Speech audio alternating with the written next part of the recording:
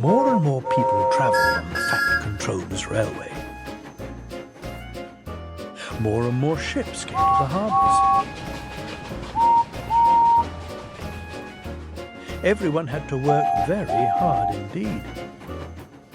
The trucks complained bitterly, but then trucks always do, and no one takes much notice.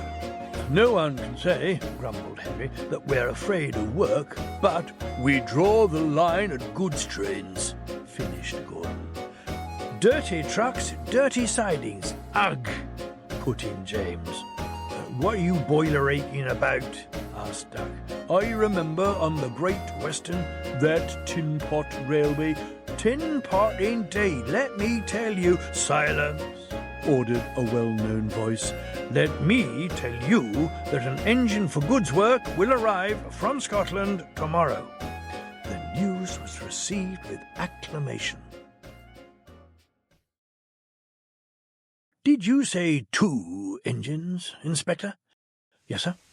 Then send the other back at once. Certainly, sir. But which? The Fat Controller stared again. Engines have numbers, Inspector, he explained patiently. We bought number 57646. Send the other one back. Quite so, sir. But there is a difficulty. What do you mean? The 2 engines are exactly alike, sir, and have no numbers. They say they lost them on the way. The Fat Controller seized his hat. We'll soon settle that nonsense, he said grimly. The 2 engines greeted him cheerfully. I hear you've lost your numbers, he said. How did that happen? The mon has slyly slipped it off, sir. You ken who it is. The engine spoke in chorus. I know. Accidentally, on purpose. The twins looked pained. Sir, you wouldn't be thinking we lost them on purpose. I'm not so sure, said the Fat Controller. Now, then, which of you is 57646? That, sir, is just what we canna mind. The Fat Controller looked at their solemn faces. He turned away. He seemed to have difficulty with his own. What are your names? Donald and Dougie, sir. Good, he said. Then your controller can tell me which of you is which. Oh, he'll no get muckle help for him, sir. Why? He doesna ken our names, sir. Who could he? We only gin ourselves names when we lost our numbers. One of them is playing truant. I shall find him out and send him home. Inspector, he ordered, give these engines numbers and set them to work. Soon workmen came to give the twins their numbers. Donald was 9 and Douglas 10. When the men went away, they were left alone in the shed. You may have noticed, Dougie, that young painters forgot something. What did they forget? They painted draw new numbers on our tenders, but they put none on us. Donald winked broadly at his twin.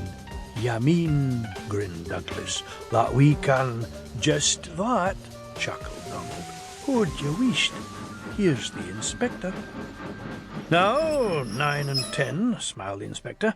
Here's Duck. He'll show you round before you start work.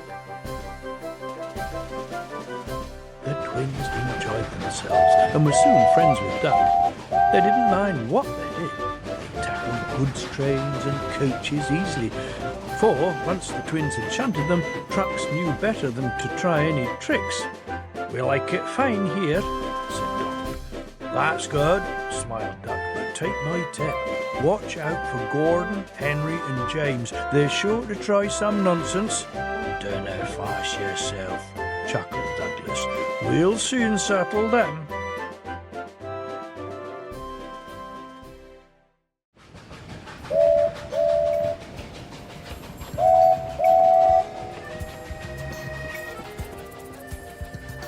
They sound like buses, said Gordon.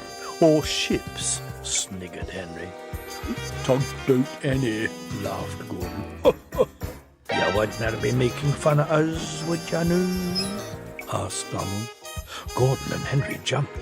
They glanced nervously from side to side. No, said Gordon. No, certainly not, said Henry. That's fine, said Douglas. They'll just mind a bit of you and keep up that way. That was the way Gordon and Henry kept it.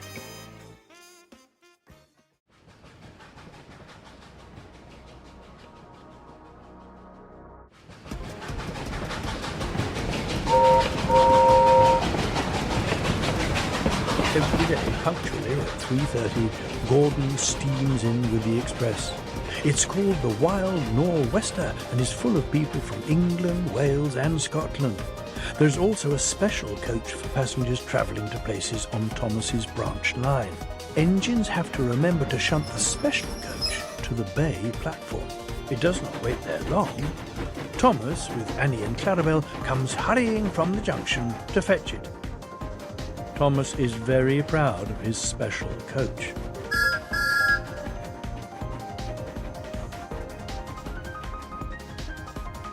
One afternoon, Douglas helped Duck in the yard while Donald waited to take a goods train to the other end of the line.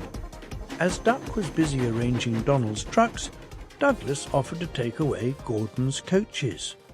Douglas was enjoying himself when an awful thought struck him. I hope the fat controller doesn't find out I shouldn't be here. I couldn't abide going back. He worried so much over this that he forgot about Thomas's special coach. He pushed it with the others into the carriage siding, then ambled along to join Donald at the water column.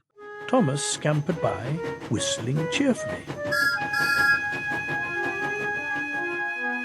Soon Thomas came fussing.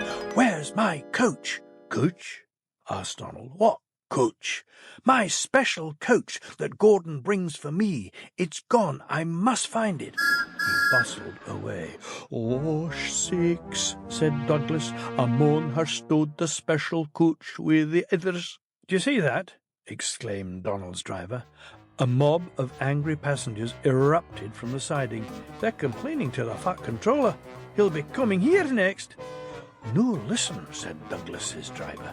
We'll change tenders. Then away ye, Donald, and take yon goods, and dinna fash about us. Quick now! The fat controller and the three passengers walked towards them, but Donald, with Douglas's tender, number 10, was out and away with the goods before they came near. Douglas and his driver waited with innocent expressions. Ah, said the fat controller, number 9, and why have you not taken the goods? My tender is awa, sir. The driver showed him the tender, still uncoupled. I see. Some defect, no doubt. Tell me, why did number 10 leave so quickly? Maybe, sir, put in Douglas. He saw you coming and thought he was late. Said the fat controller. He turned to the passengers. Here, gentlemen, are the facts. Number 10 has been shunting the yard. Your coach disappeared. We investigate. Number 10 disappears too. You can draw your conclusions. Please accept my apologies. The matter will be investigated. Good afternoon, gentlemen.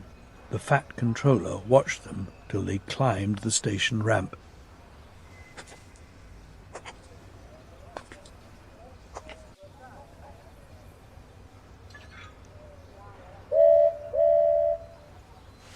Douglas, why are you masquerading with Donald's tender?